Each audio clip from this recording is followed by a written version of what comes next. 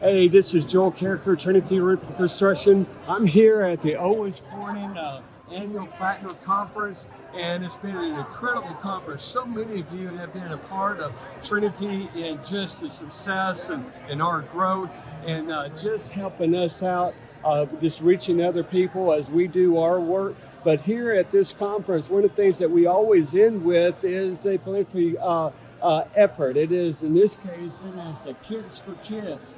And we're creating packs, school supplies for the school systems here in Florida. Huge deal. There's so many teachers all across the nation that gives their money, their personal money, just to have pencils, paper, items like that for the kids. A lot of folks just don't have that luxury. And so here we are, we're putting a ton of kids together, and it's all coming to group as a group. All of these folks are contractors with Owens Corning that's been recognized over the weekend, and here we are giving back to the community to help.